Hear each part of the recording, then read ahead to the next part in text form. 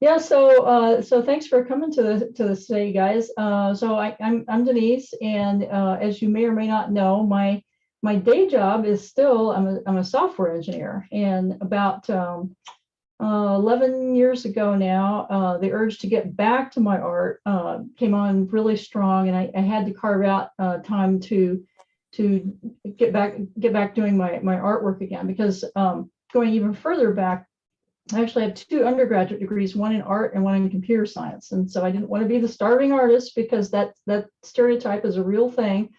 So I followed the software route for most of my career, and I'm still trying to get to the point where I take the little step over to full-time artist. But in the meantime, I'm still doing the software as well. So anyway, carved out time, negotiated with my husband to take over this whole room as my studio at our little house in Santa Clara, and got the website going and all that stuff. And I decided to focus on just one or two media, because if I was going to do a bunch of different media, then I'd never have time to actually finish anything. And decided that colored pencil was the way to go for me personally, because it's clean, there's no mess, there's no cleanup, there's no toxic chemicals. You can take your supplies with you through airports. You don't have to worry about things drying too fast or not dry or not fast enough. Just all sorts of reasons for like that. And then not only that, but you get all the control of pencil and all the color of paint. So all that was just great for me. The only disadvantage is it is a slow medium. So, but when you look at how long painters often have to wait for a layer to dry before they can move on to the next layer, if you add all that up, it might be about the same, really, as executing, say, an oil painting.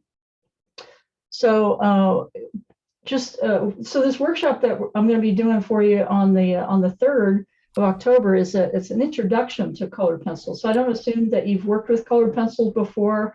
So we'll talk about different kinds of pencils and some basic techniques with colored pencils. And just as an example of how bewildering it can be, I've lost track of the number of brands of actually decent colored pencils that are available these days, which is quite a switch from back in the early 80s when I first got my hands on Prismacolor, which was the brand to have back then.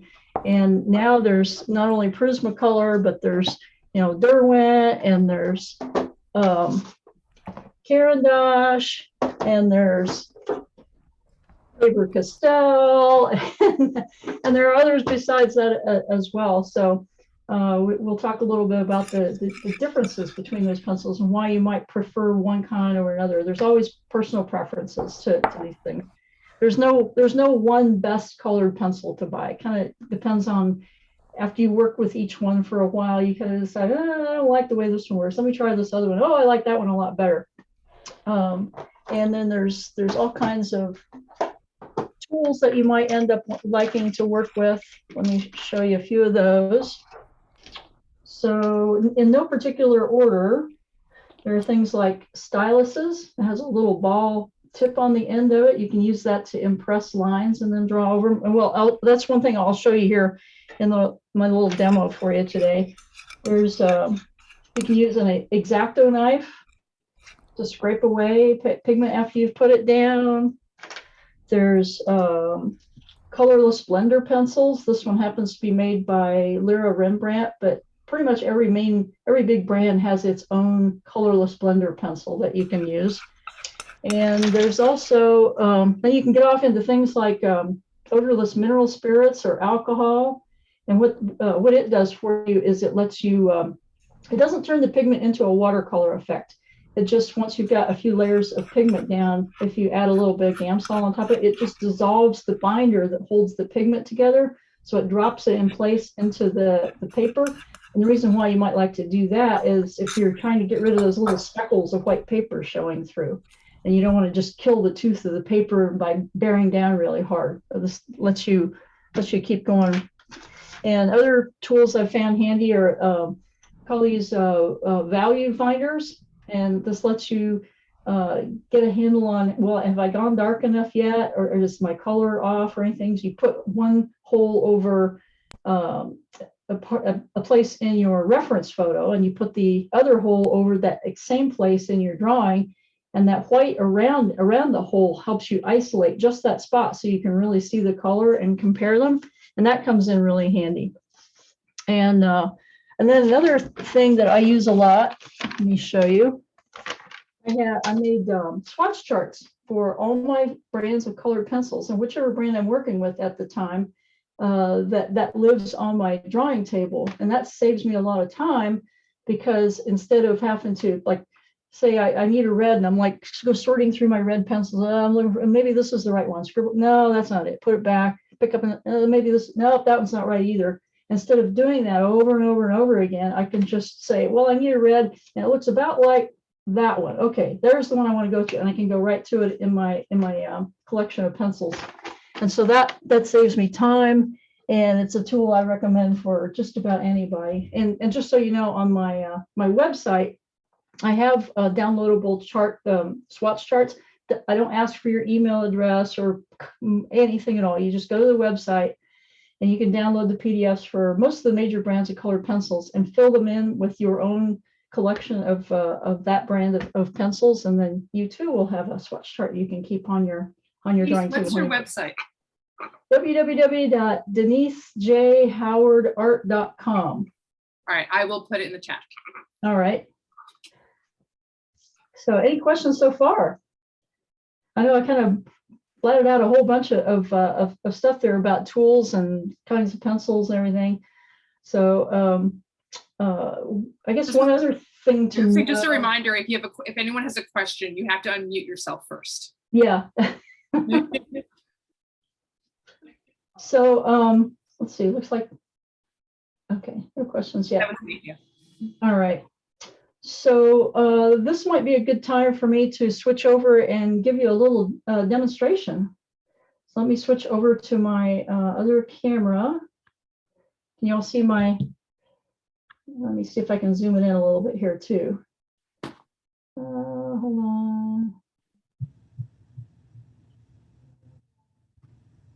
Message now. I want to zoom in a little bit. There. Okay. All right.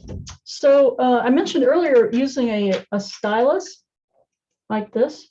So let me show you, this may be something that you're already familiar with from working with, say, graphite or charcoal, but maybe not.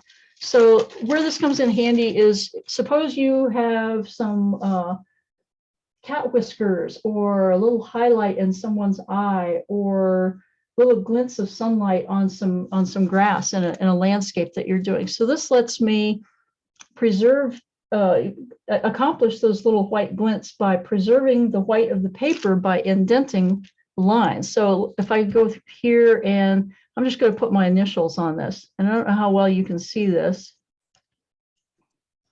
Denise, can you lower your paper down a little bit? Yep. Just a little bit.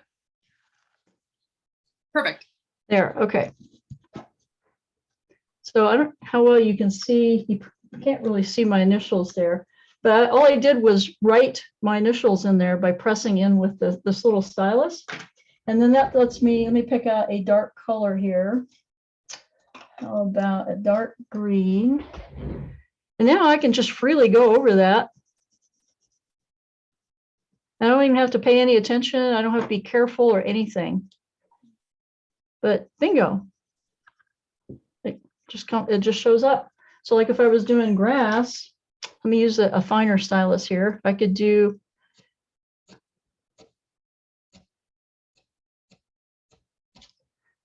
take a few light marks.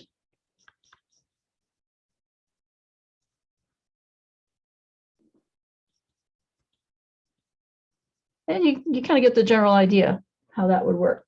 So these styluses come in really, really handy. There's different ones available.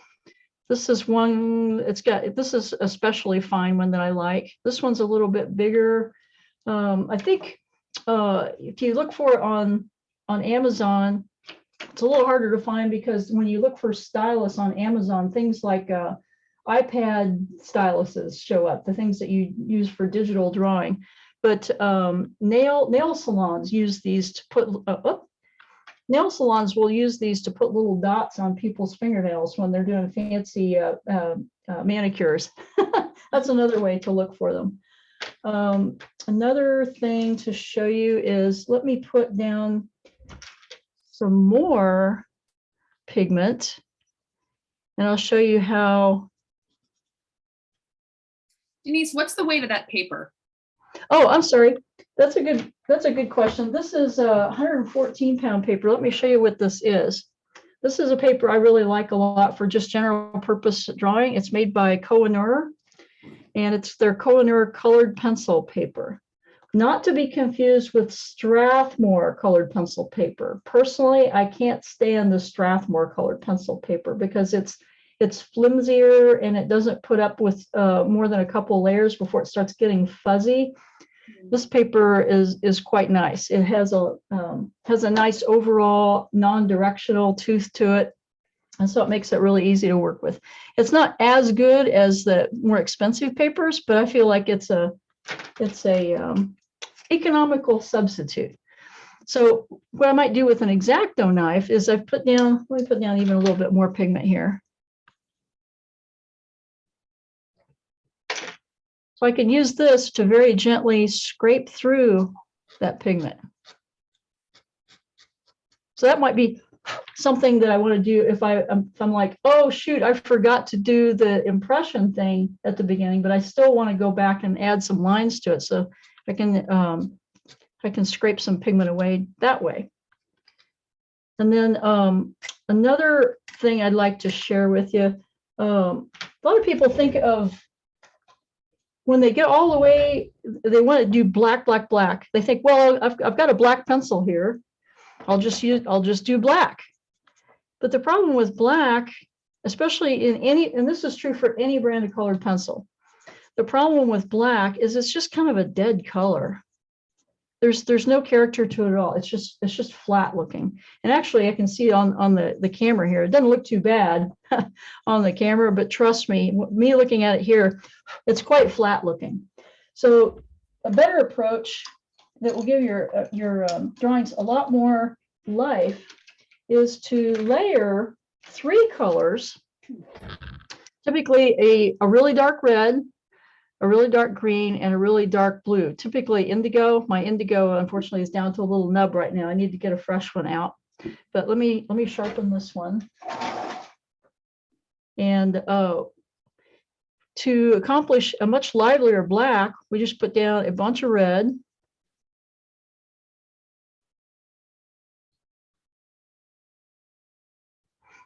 And a bunch of green. Now look how interesting that is already just by layering the red and the green. This is the same green I used over here, but look how different it is by having that red underneath it. And a really dark blue, the indigo blue.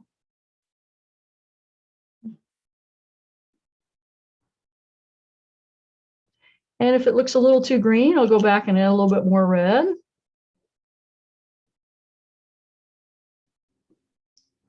And I just kind of layer these 3 colors together, and pretty soon you've got a really lustrous, dark, dark, dark color that's so much more interesting than just the straight on black. You see how much richer a color that is? And that's why, so that's something that you can do with colored pencil that you can't do with like a black and white medium, and typically a lot of paints either. And it's because what colored pencil accomplishes its colors through an optical blending. You're actually seeing the little particles. If you zoomed way in on this, you'd see the little tiny particles of pigment, and you see them individually. And when they're all together like this, they become blended in your eye as a solid color. So that's something cool about colored pencil that I really like. Any questions so far? All right. So in the workshop, we'll talk about these things in more detail, and I'll give you information about different strokes. Let me just show you on the back side of this where some things that I've done. And here I just did this with a black pencil, but this is a stroke where you can make make branches of leafy trees without hardly any effort at all. Instead of getting caught up in drawing individual leaves, it's sort of a random stroke. And this is one way to make bark happen. If you're drawing a tree bark, instead of getting caught up in all the little details and nooks and crannies and cracks and pits and everything of bark, just by turning the pencil on its side. Let me get another pencil here. Let's see, where's one with a long tip on it? This one. I lay the pencil on its side, so I'm not holding it up off the paper at all. I've got this long tip down right against the paper, and I can just drag it back and forth. And pretty quickly, it starts to look like bark, just by going back and forth like that. And by going back in then with a couple other colors, it pretty quickly starts to be pretty convincing. All right. And then let's see, switch back over to here. So there's two main types of colored pencils. There's so-called wax-based and so-called oil-based. And there's been a lot of confusion about those over the years. And people get caught up in the idea of thinking, well, if they're oil-based pencils, that means that they're oily, right? And it's like, not at all. Oil-based pencils tend to be a little drier and more powdery in texture, not like pastel pencils, but just drier. And while so-called wax-based colored pencils like Prismacolors, they really do have more of a waxy texture to them, and so they lay down a little differently. Let me see. Hold on a second here. I'll grab Faber-Castell. Polychromos are oil-based pencils. Let me grab one of these out of here. And there's really not a whole lot of difference to tell by looking at it, but when I'm holding this, I can feel through the paper that it's going on a little drier. It has a little bit of a drag sensation to it, more so than if I use this kind of the same color in Prismacolor. This is a Prismacolor, so this is a so-called wax-based pencil, and it feels different to me when I lay it down on there. But they go on pretty much the same. And with the oil-based pencils, you can often take a brush, just a dry brush like this, and go back and forth. And this one's not going to do as much because I don't have enough layers down on there. But sometimes you can smear it around a little bit with a brush, just dryly. Let's see if that works.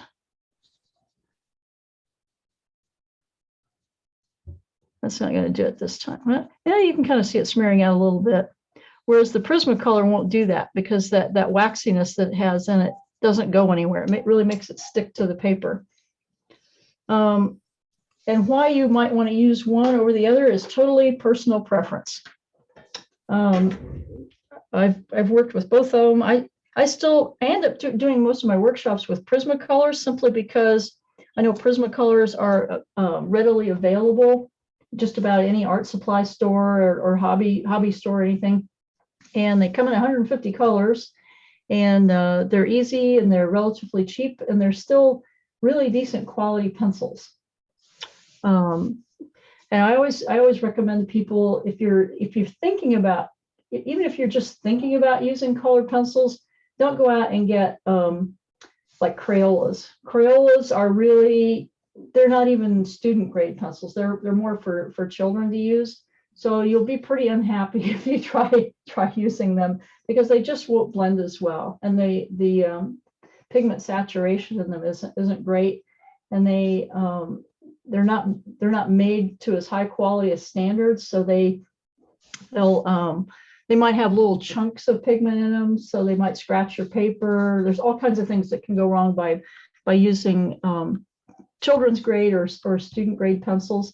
You can start out by buying more expensive pencils, like even the Caran d'Ache Luminance. These are probably the most expensive pencils out there. The full set of these will run like $400, And individual pencils out of this will run like $4.50, something like that. But what you do is just buy a few basic colors to start with.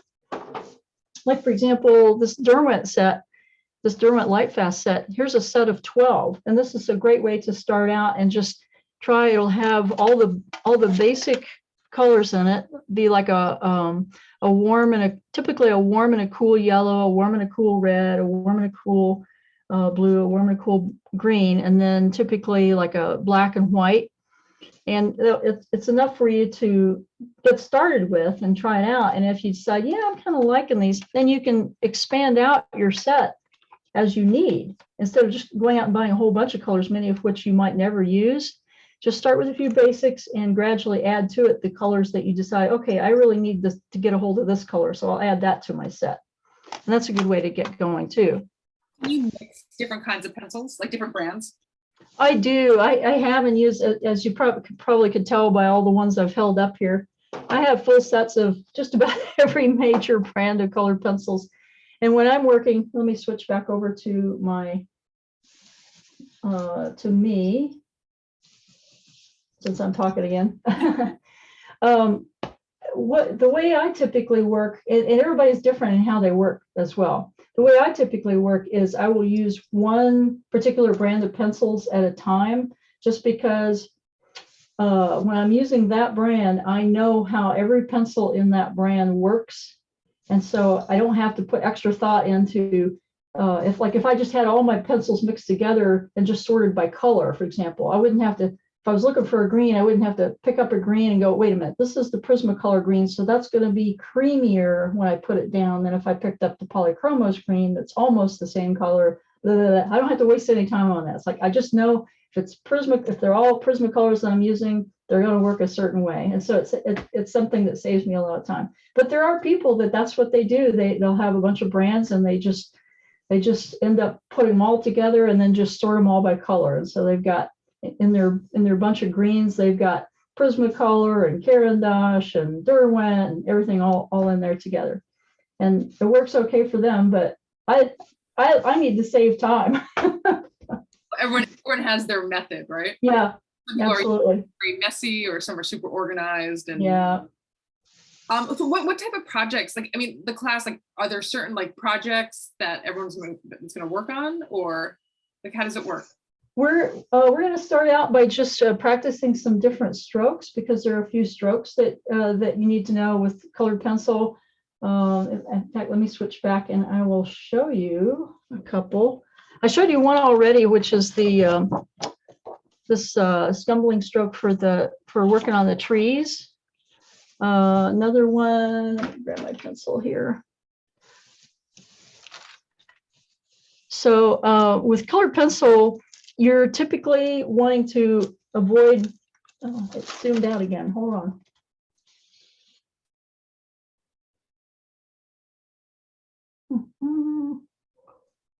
Okay, there we go, okay.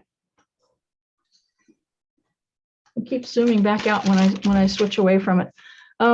Typically when you're working with colored pencil, if you really want to end up with a look that looks like it's painted and people won't believe that it's a drawing, then that means you need to try to get rid of all those little white sparkles of paper showing through, right? And you might think, well, I'll just press down hard. I'll just press really hard. Now, on some papers that will work okay if it's got a really fine tooth. But then the problem with that is suppose I want to layer another color over the top of that. Well, I've already smashed the tooth of my paper down, so that makes it harder for me to get another color on top of it. It wants to skate off the surface. So you end up limiting how many layers of color you can get on there. And typically, I might layer 4 or 5, 6, 7 layers of color to get to the exact color I want. So instead, you want to try to work lightly.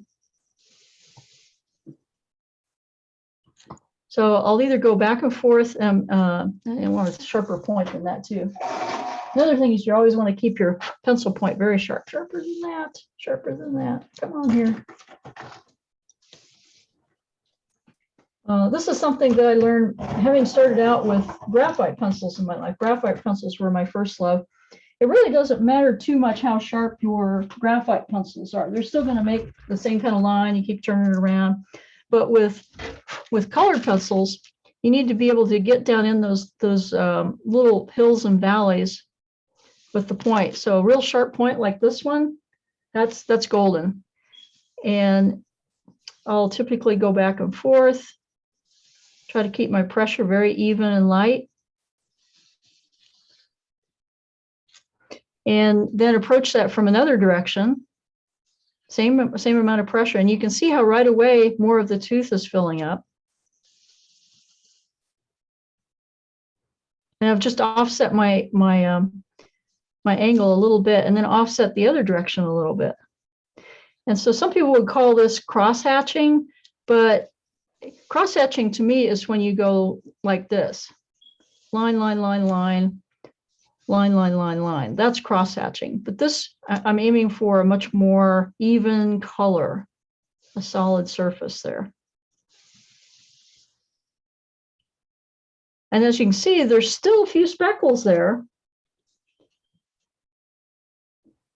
So when I'm all done, I'm like, okay, I like that color. Now, typically, like I say, I would be adding more colors on top of that, but let's just assume that I'm already at the color that I like there. So then when I get all done, I'm like, well, now I just wish those speckles of color were, speckles of white were gone. I can go back with a colorless blender pencil. A colorless blender pencil is just it's basically the binders and everything in the core of the pencil without any pigment added to it. And like I say, pretty much every brand makes their own blender pencil. And now I'm mashing down with full pressure.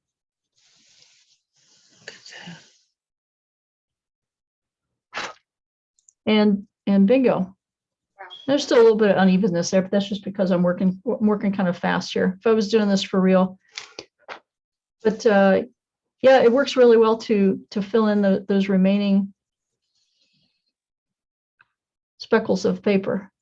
Wow. Because then the whole idea is, now that I've done that, this is my last step. If I was to try to go back now with more color, again, it would kind of skate off the top because I don't have any tooth of the paper left. I've mashed it all down. So it won't cooperate very much after that. Another thing, let me show you something that will, this is your added bonus for today. We will not be doing this in the class, but we'll do it in a later workshop of some kind.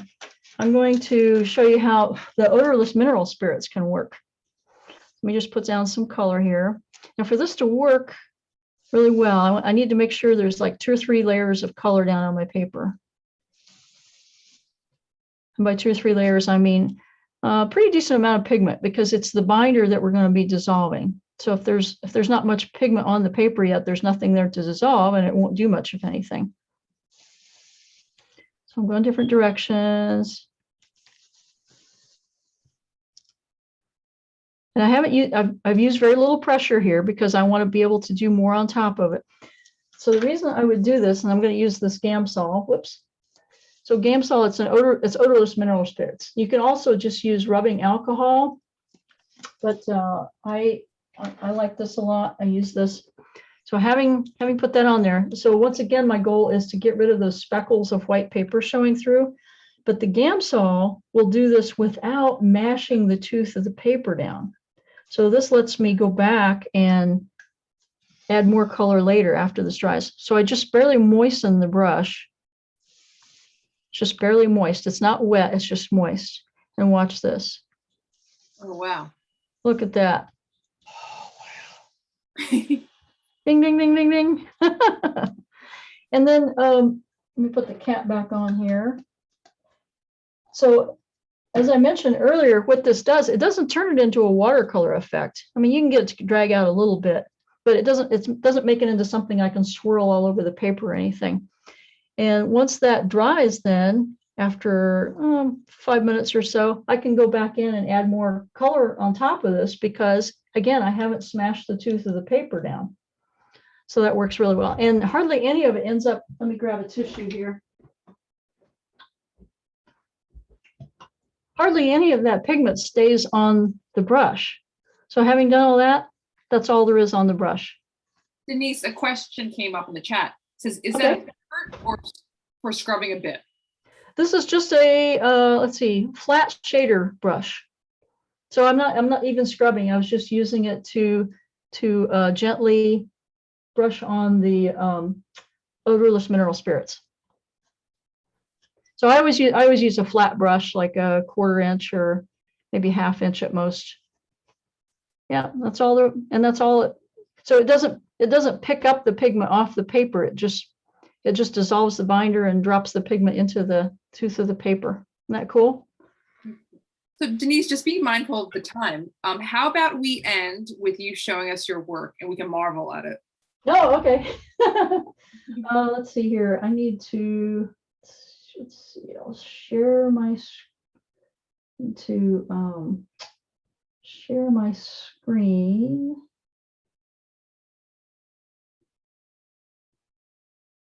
And let me just make these big. I don't know if you can see that. Share screen.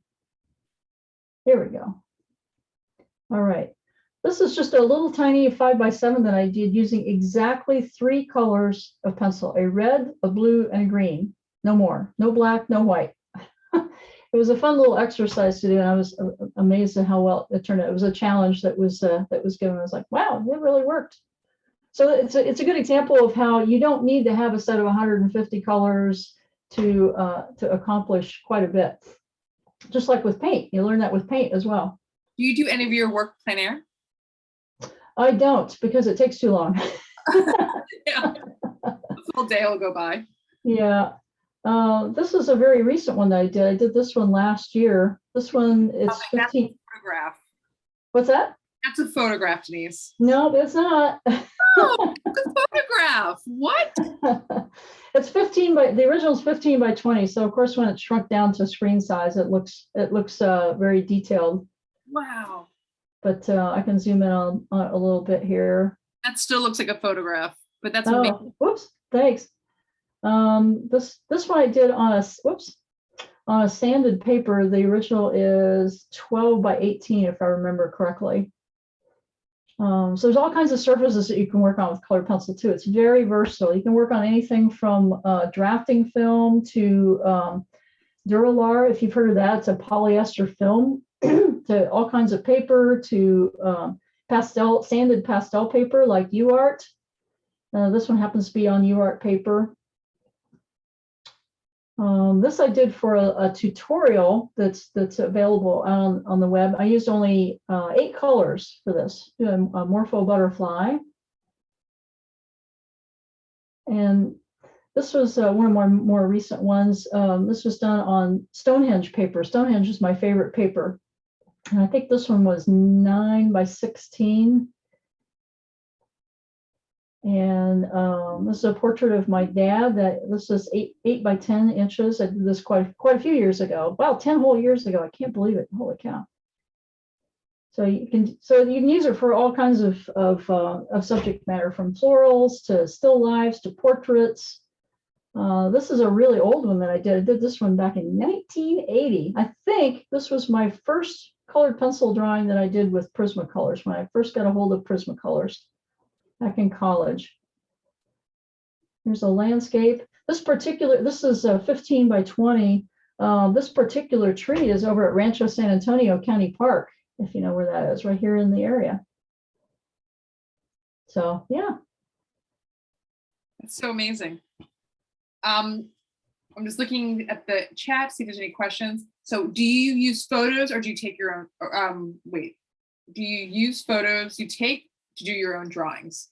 I do use photos. I use my own photos. I don't use copyright free photos or anything like that, because there's just too many issues around copyright. And if you're working from your own photos, then it's completely your own concept of the subject matter, the composition, the lighting, everything. And that's to me, that's real art, when you're coming up with the whole thing on your own. which is not to say that there's not a place for working from photos. I mean, I was a big Starsky and Hutch fan in high school, and I those were my motivation to to draw. Was working from those guys because I was a poor kid and I couldn't afford to buy posters. So I found pictures in magazines and drew them up big myself. Oh, that's so amazing.